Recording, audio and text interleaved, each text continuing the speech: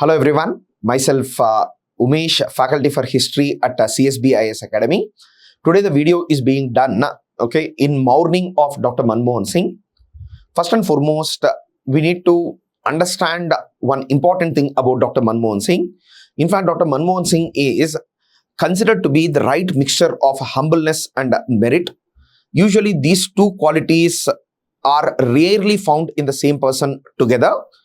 And the second thing about Dr. MANMOHAN Singh is, he is in fact considered to be a bridge between the past and present in India.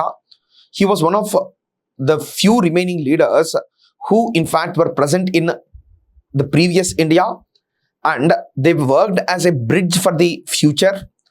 And in fact, he played a very prominent role in designing the present of India. And in countless ways, he has contributed to the economic growth story of India, and we have to be thankful to him for his significant reforms that he has brought in India. Then the third thing about him is, many people usually consider Dr. MANMOHAN Singh to be a person who doesn't talk much. He is considered to be a silent prime minister. But as a response to this criticisms, Dr. MANMOHAN Singh at one point of time said that हजारों जवाबों से अच्छी है मेरा खामोशी, ना जाने कितने सवालों की abru rakhi. So what he was saying is, my silence is better than 1,000 answers because I keep the honor and dignity of numerous questions, is the response of his sir. This is one unique statement of his which tries to say that my silence is better than 1,000 answers, and at the same time I keep the dignity of many questions which are being put to me, is one statement that he made. So which is a very, very critical statement about Dr. MANMOHAN Singh. One more important thing about Dr. MANMOHAN Singh is, many of you might be knowing that he was born in the Punjabi region of Pakistan in 1932. Then thereafter, his family migrated to India during the partition, and he is one of the families. His family is one of the families which was a refugee family from Pakistan who settled down in Amritsar. He was a person of great academic merit, and he studied in the Punjab University. Then thereafter, he went to the Cambridge. Then thereafter, he studied at Oxford University.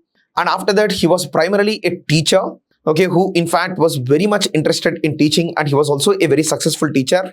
And because of his great merit in economics, he was in fact appointed as an advisor to the finance minister.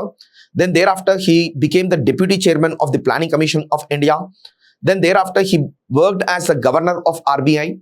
Then after working as governor in RBI in a very critical juncture for India in the year 1991, when our economy was facing certain crises, he was in fact appointed as the finance minister by P.V. Narasimha Rao.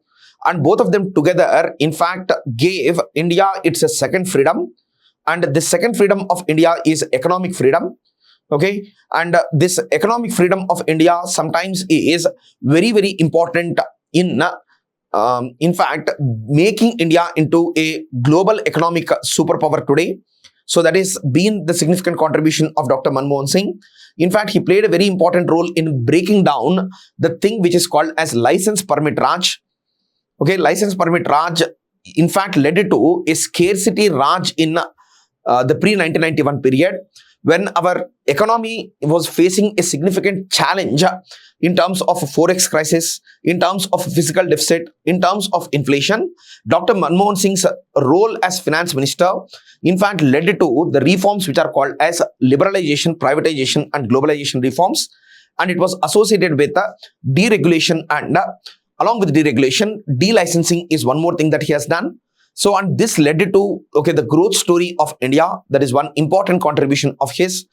Despite of having a minority government, despite of facing numerous challenges in the parliament, MANMOHAN Singh and P.V. Narasimha Rao together were able to bring about the first generation LPG reforms in India. And that too, he went for the reforms which are more suited to the Indian condition.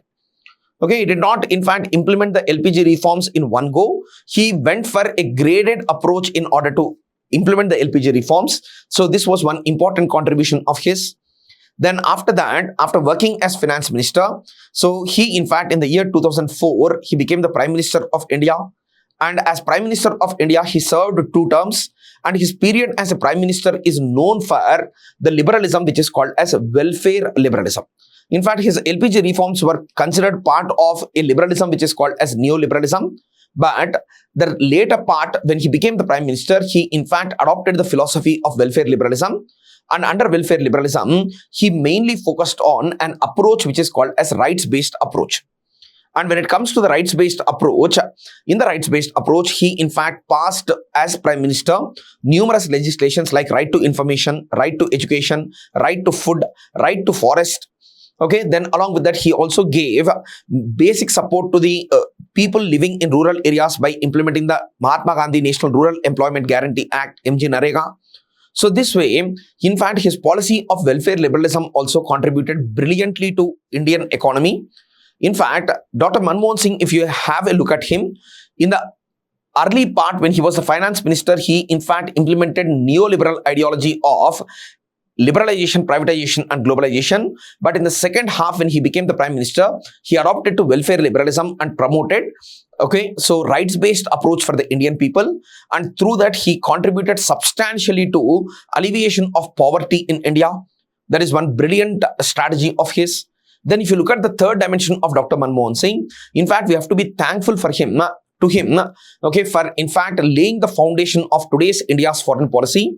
Primarily, the most important contribution of his is the signing of civil nuclear agreement, which in fact converted India and USA into strategic partners. And this was the most important contribution of Dr. Manmohan Singh, as this policy of his made India an ally of USA, and by establishing this alliance with the USA, the Indian foreign policy, in fact, which was facing a lot of problems after the disappearance of USSR, it was streamlined. And India became a respected nation all over the world through this deal. That is very, very important for us. That is civil nuclear agreement. Then on the other side, being a person who is from a refugee family from Pakistan, he did not have any hate or anger towards Pakistan. In fact, he made an attempt to make peace with Pakistan too by proposing the concept of soft borders for India and Pakistan in Jammu and Kashmir. So which was also a significant contribution of his. This way, if we keep enumerating, there are many things about Dr. Manmohan Singh. But one important thing that we need to remember is, the media of his time was very, very harsh on Manmohan Singh.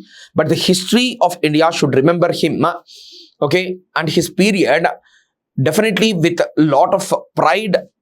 And the story of Dr. Manmohan Singh in Indian history, it should be written in golden pages as, he in fact provided the vision and the direction for the new India. And we should be definitely thankful to Dr. Manmohan Singh for creating a new India in which we all live today.